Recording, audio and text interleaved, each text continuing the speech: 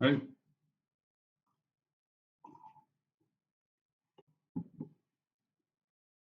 So we're still at day two. And it was a Thursday, and over there they actually take the weekend is a Friday. It's weird because I like oh like Friday is their Sunday, right?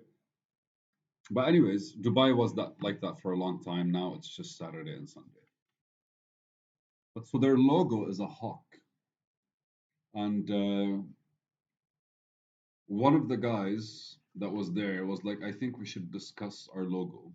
And brilliant move from his side because I had planned to do this as well, but I wanted to discuss everything brand oriented. And it's funny because like everything about a brand is kind of like characterizing what we're trying to represent through the company. Like it's personalizing the company for us. It's kind of like establishing a certain feel to it and how we would want to interact with it.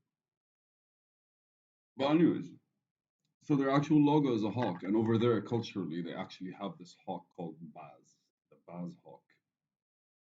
Beautiful bird, relatively big. And they take pride in it, and they like basically showcase it in different areas, kind of like it's a royalty thing, kind of like Dubai and their horses, right? It's like a beautiful like Arab horse, slim, tall ones, and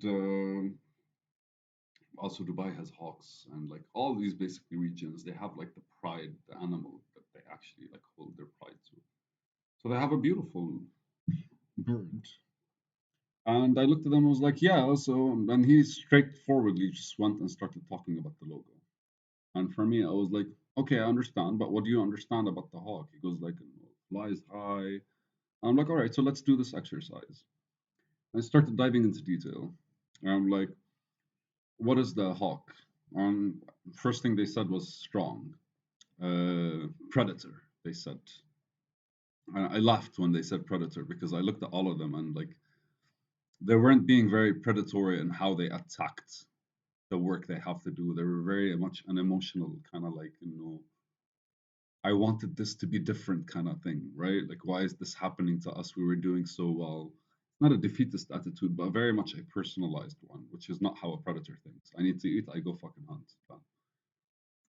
Sharp eyesight, all of this is written in Arabic, by the way.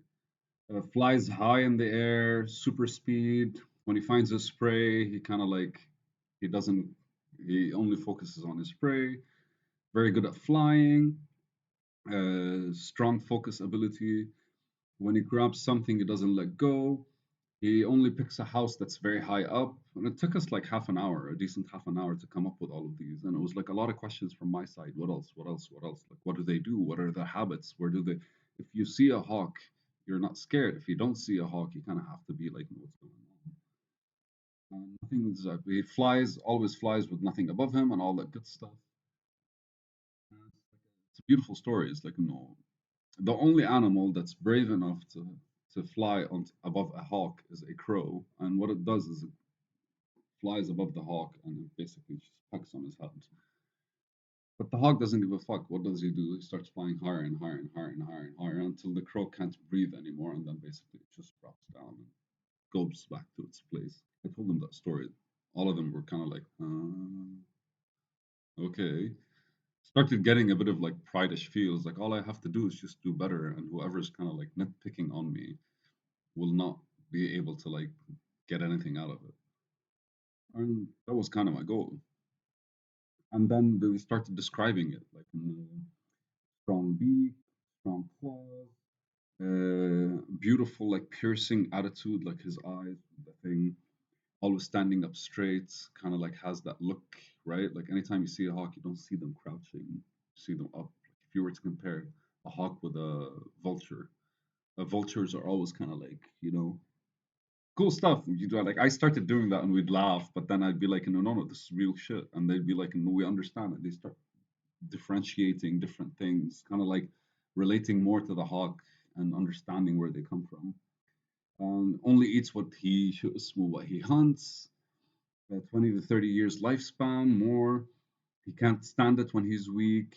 Independent, rare. All of these are like refined qualities of something, right? And then basically I split every one of these, like strength. Strength in what? Strength in endurance, strength and like just actual strength, strength and consistency, strength under pressure, strength and stability, strength and clarity, and sorry, like, and then what does strong eyesight mean? It means he can see clearly, he can analyze clearly, he can find details when other people can't, right? So uh, all of these like minute details of the single words that we used, I kind of like let them dive into them more and more and more and more and more. And the more we did that, the more excited they became to kind of like engage with this because they felt like these are aspects of their job. And by the time we ended it, I asked them a question, be like, what part of us right now is actually approaching the day the same way a hawk would? Because each one of them had different duties. And when I asked them that question, like all three of them kind of like sat to the side, went back, and felt a bit embarrassed. Which means I hit the nail on the head and I actually like succeeded in what I was trying to do. But that was kind of like a turning point to how they felt about why they were doing this. And it was more of a, if I were to take pride in myself, I would not complain. If I were to take pride in myself, I would be excited that there are other ways I can see. If I were to take pride of myself, I would not be ashamed to check what other people succeeded in or found a way to get out of. I would not be ashamed of if I weren't to be a hawk, if I were to be do a better job, if I were to represent what we actually are trying to build, because it starts with me. I am the representation of this company. Anytime I'm talking to agents, clients, wholesalers, retailers, I am the representation of this company. The way I live my life, my lifestyle, represents my work in this company. A lot of me that right now is not doing as well as I would want it to is expressing itself in this company. And if I were to look at what I want this company to be, then the first thing I have to look at is what I should be in order for in order to grow this company, get promoted, make more money, evolve, all that stuff. I think at that point, like each one of us kind of like I told him to take a break and I just walked away, just allowed them to kind of like have what we talked about synced in. I did that twice that day, but that was the first time that I was very intentional about it. The other times I'd say I have to go to the bathroom, but I'd spend like 10, 15 minutes in the bathroom to let them kind of like blow some steam off. Uh, these are intense 9 to like 2 sessions. You're talking about 5 hours easily, where we were just kind of like, where I was just kind of ramming their head with a whole lot of like, when made them a promise the first day I got here, I got there, and I was like, uh, my goal is to fill this copybook, all these papers. It's your job, and we have to kind of like get this done. You need to empty your brain so that, and we need to empty your brain by discussing all kinds of stuff in order for you to let out what you and see what you are thinking of and what's happening in there. And from there, in order to be able to kind of like you get to decide what you want to get out of me, I can't enforce anything on you. And the last thing I need to do is kind of like tell you how to do your job because I would never be able to do that. You've been succeeding at doing it for the past 5, 6 years. But if you were to change an objective external opinion would be best for you if I am able to help you would be best to allow you to kind of see beyond the scope that I don't want to say limited or stuck, But most of the time, we kind of surround ourselves with the things that we believe to be what's necessary, and we forget the smaller bits and pieces of us that are more playful. But these are the experimental things that make us become creative. And maybe to end this, because I think by today I talked a lot, but like there's an art teacher in some school, and the first day he looked at all the artists and he's like, from now till a week, every day you have to give me 300 sketches. I don't care of what, 300 sketches every day. And all the art students, like his goal is for kind of like everyone thought that the goal was to see how many people drop out.